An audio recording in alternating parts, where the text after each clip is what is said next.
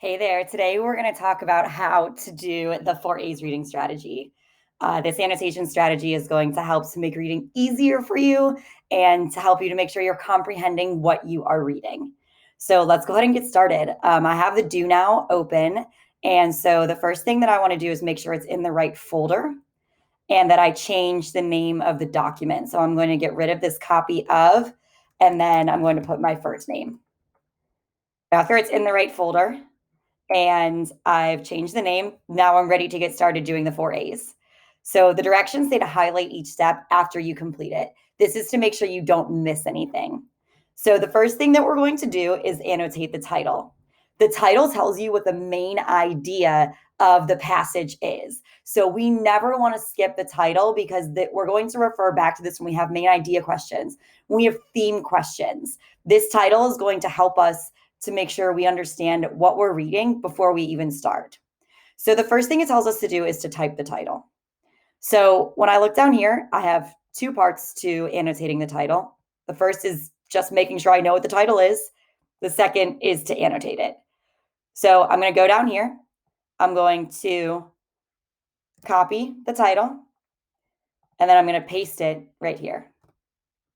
So when I'm doing this online, it's a little bit different than how I would do it if I were writing my annotations out. Here I can copy and paste. I want to make sure that I get the whole title. All right, so I've completed the first step. I'm going to go up here. I'm going to highlight. Okay, now the second thing is, are you reading an article, a story, or a poem? Okay, so let me scroll down and let me look. So I'm noticing some names as I skim through this. I'm noticing Sun King and Shakujo. That definitely sounds like made up names. So I'm going to go with I'm probably reading a story. And also looking at the title, The Meeting of the Star Lovers, this is most likely going to be a story. So that's the first thing that I'm going to type. Okay, so I've answered the second question. Now it says, in a few words, what do you think the text will be about? Use your prior knowledge to help you. Prior knowledge is what you already know. This is what's in your brain. So we're not using Google. We're not going to look anything up. We're going to use what we already know. So here's the first part. This title starts with adaptation of. So I'm going to make this red so that when I annotate this part of the title, I'm also going to make it red. Now, I know from my prior knowledge that something that is adapted is changed from its original form.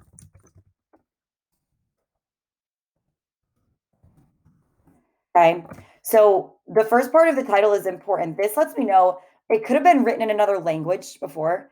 It could have been a movie and it was made into a written text. So this did not start out as a story. All right, now the second part of this, I'm going to make blue. And this part says the meeting of the star lovers. So, okay, star lovers, I'm thinking of like soulmates meeting for the first time. Okay, that's it. Annotating the title should be quick, simple, to the point. It should take you less than a minute. All right, so I have finished all of the steps that go underneath annotating the title. Now, the next part is the absolute most important part. This is what's going to help you to understand what you're reading more than you would ever think possible. This is annotating the questions. So the first thing it tells me to do is change any vocabulary words found on your cheat sheet. So I'm going to open my cheat sheet to their correct annotation and rewrite the essential information from the questions. Now, right now, I've made this pretty easy for you guys. I have bolded the words that are on the cheat sheet. I've underlined the essential information. Now, I'm not going to do that forever. Eventually, you are going to have to figure out what words should be bolded and what words should be underlined. I'm also noticing that if it's not bold or underlined, I'm leaving it out, and the paragraph numbers need to go first. Okay, so let me go ahead and give this a try. I'm going to scroll down. I'm going to find the first question. So the easiest thing to do right now is to actually just copy this question and paste it in the box to start. Okay, so I know this is question 1. I know I have 5 questions total. So I'm going to go ahead and number the questions. Okay, so let me go back and look at the directions. The first thing it says is bold equals cheat sheet. I have one word in bold here, and that's provokes. So I'm going to go to the cheat sheet. I'm going to do Control F, which brings up this little find box. And I'm going to type in provokes. Okay, so it brings me to the piece, and here it highlights provoke. Provoke, it says, is produce or cause. Okay, so when it says or, I only need one of the words. I'm not going to waste time typing both. So let's see here. Which detail about Shakujo produces the Sun King to find her a husband or causes the Sun King to find her a husband? Definitely causes. So I'm going to change this word, provokes, to causes. Now it says underlined, leave it alone. Nothing, leave it out. So I'm going to get rid of this word which. Now I'm left with detail about Shakujo causes the Sun King to find her a husband. Changing that word provokes to causes, it just makes the question easier to understand. That's it. I've annotated question 1. So let's go ahead and take a look at question 2. So question 2, I'm going to do the same thing. I'm going to copy it, paste it. Okay, so I have 3 words here that are in bold. So remember, bold means cheat sheet. Propel is the first word. So I'm already at the P's. We're at move forward or push forward. Again, the or, I only need to use one of them. So I'm going to do move forward. Okay, the next word is development. So I'm going to come over to my cheat sheet, type in development. Okay, now I need to make sure here I don't use develop, I use development. So that is creation. So I'm going to change development to creation. Then I got plot. Back to the P's. Yeah, plot, events, or action. Okay, so I'm going to change this to events. Okay, so the next thing I need to do, underline, leave it as is. Nothing, I'm going to take it out. So I'm going to get rid of this, get rid of this, get rid of this, and get rid of this. Okay, and then it says paragraph numbers go first. So I have a paragraph number here. So I'm going to take this and I'm going to put P3 in the beginning. So this tells me something very important. This tells me that I need to look in paragraph 3 to find the answer to this question. I'm not looking anywhere else but paragraph 3. This is also going to help us to chunk the text. So it might be a good idea to actually highlight that so that I remember that is important and that I need to use that paragraph by itself. All right, let's go ahead and finish up annotating the questions. Okay, so we got number 3 here. Okay, so here, actually notice the beginning of this question isn't anything. So I'm just going to leave that out because I would delete it anyways. So let's get this up here. I have one word in bold, which is conveyed. I'm going to my cheat sheet. I'm going to convey, which is show or tell. I only need one of them. So I'm going to put this showed about the Sun King when his daughter's behavior changes after marriage. All right. Same thing here. What is not anything. It's not bolded or underlined, so I'm not going to include it. Let me copy this. Come up here. I have that word reveal. Now, prior knowledge, I know reveal means to show. If this is a word you already know, you don't need to look it up. The goal here is that as we use the cheat sheet, that you start learning these words because you're not going to be able to use the cheat sheet forever. So definitely start paying attention to those words that are repeated. And then the last one, we got primary conflict. Once again, this is the only part that's bolded or underlined, so that's the only part that I need. First word I need to look up is primary. So let's get primary in there. Main. So I'm going to change primary to main. And then I got conflict. And again, I know that conflict is problem. So if you knew that, you wouldn't have to look that up on the cheat sheet. Okay, so we got main, problem. Awesome. And I've annotated the questions. Now, the other cool thing that this does is this tells me things about the story. I know that I'm going to have a character named Shakujo. I know that I'm going to have a character called the Sun King. From this question, I can tell the Sun King is probably Shakujo's father, and he wants to find her a husband. Now I can tell they get married, and then I can tell from question 4 that they separate. Guys, I figured all that out just from the questions. Haven't even read anything yet. All right, so I have finished this step. I'm going to go up here. I'm going to highlight it. Okay, now the next thing, answer any questions you can without reading. These are the EFT questions. Okay, so EFT, EFT, EFT. EFT always comes in the beginning of the annotation. So I don't see it here. So that means there are not any questions that I can answer without reading.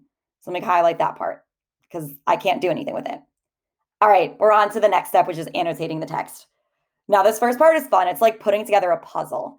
It tells us to chunk the text using the questions. If a question is about a specific paragraph number, that paragraph must go by itself.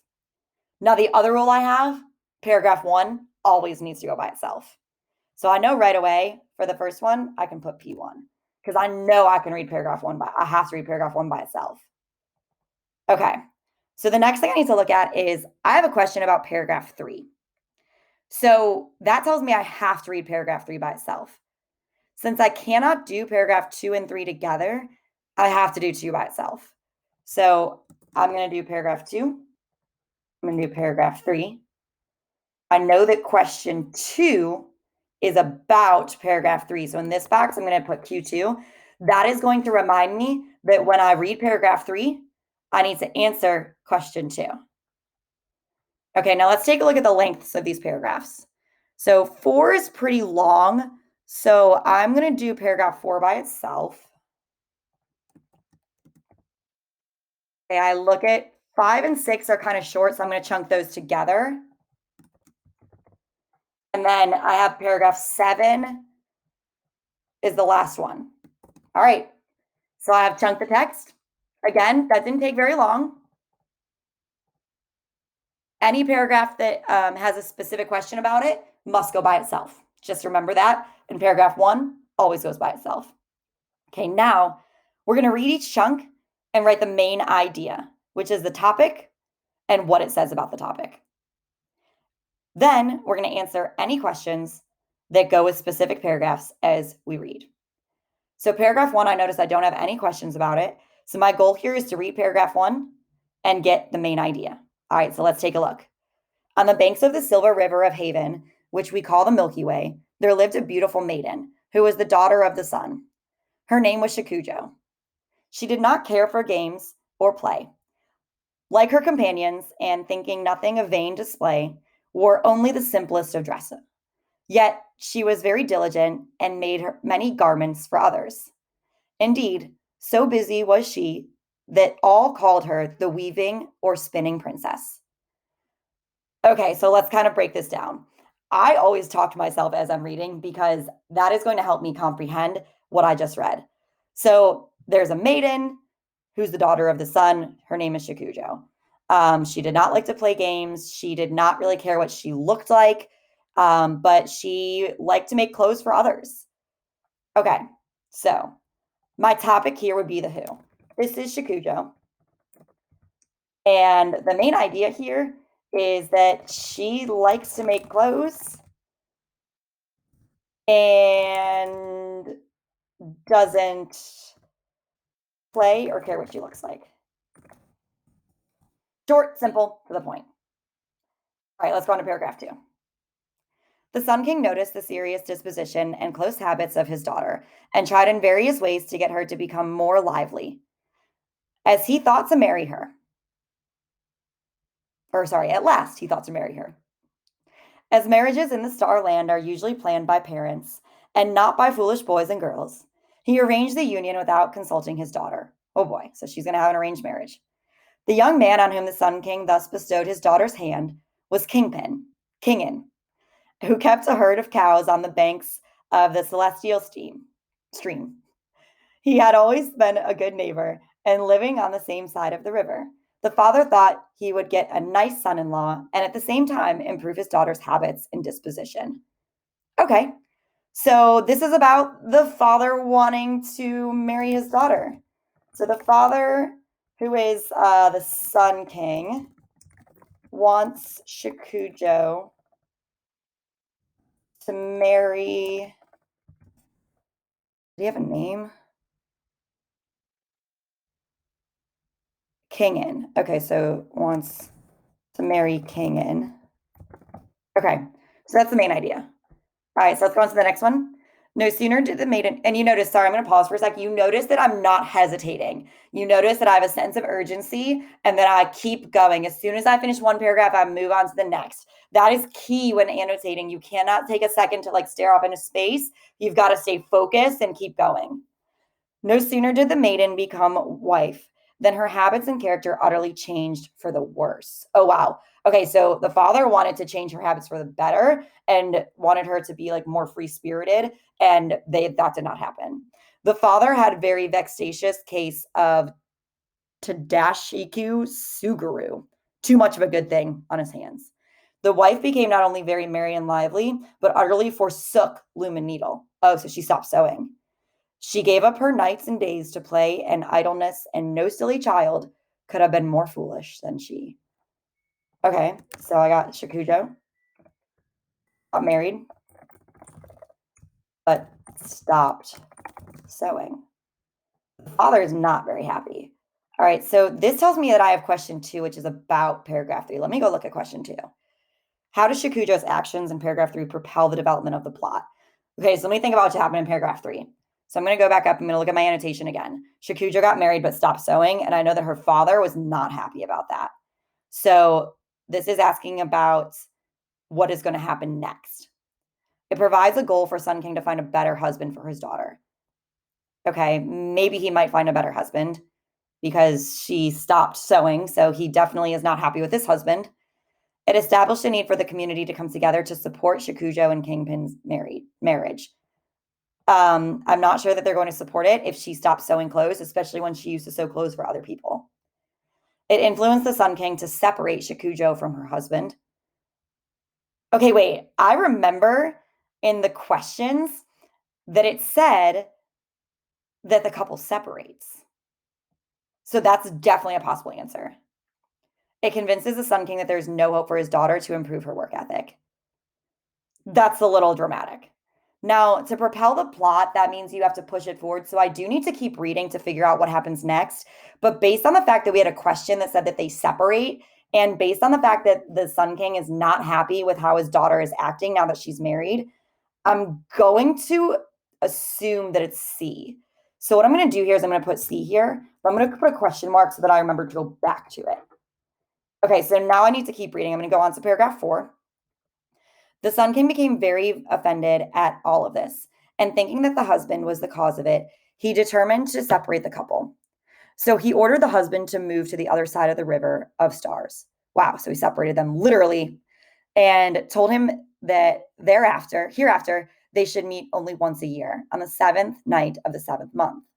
To make a bridge over the flood of stars, the Sun King called myriads of magpies. What is that? Here, I'm going to go down here. Many blackbirds. Okay, blackbirds, which thereupon flew together and making a bridge, supported him on their wings and backs as if there were a roadway of solid land. So bidding his weeping wife farewell, okay, weeping wife, so she's crying, she's not happy. The husband sorrowfully crosses the river of Haven, sorrowfully, so he is also not happy. No sooner had he set foot on the opposite side of the magpies flew away, filling all the skies with their chatter. The weeping wife and husband stood for a long time, wistfully gazing at each other from afar.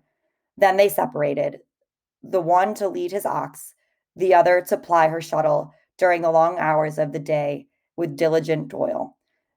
Thus they filled hours, and the Sun King again rejoiced in his daughter's industry. All right, well, rejoice. So the Sun King is happy because his daughter's probably sewing again. So the Sun King separated Fujo and Kingpin, but they are not happy about it. Okay, so here's what's going to happen. You would go on now and read paragraphs 5 and 6, type your annotation. Remember, you're keeping your annotations short. My annotations are one sentence at most. Then you'd go back, you'd read paragraph 7, get your annotation. After you finish that, you're going to come up here, you're going to make sure you followed these directions. You read every chunk, you got the main idea, you answered any questions that go with specific paragraphs as you read. Okay, so I'm going to highlight these. Now the next part is to answer the questions. Now you notice that when I answered question 2, I had that conversation in my head. Now, I did it out loud for you guys, but when you do this on your own, you can have that conversation in your own head. Pay attention to what happened in the story. Go back and find the answers. Use your annotations to help you to know where to look for the answer. After you get all of the questions answered, you're done. You can highlight the last steps and you're good to go. That is how we annotate using the 4 A's reading strategy.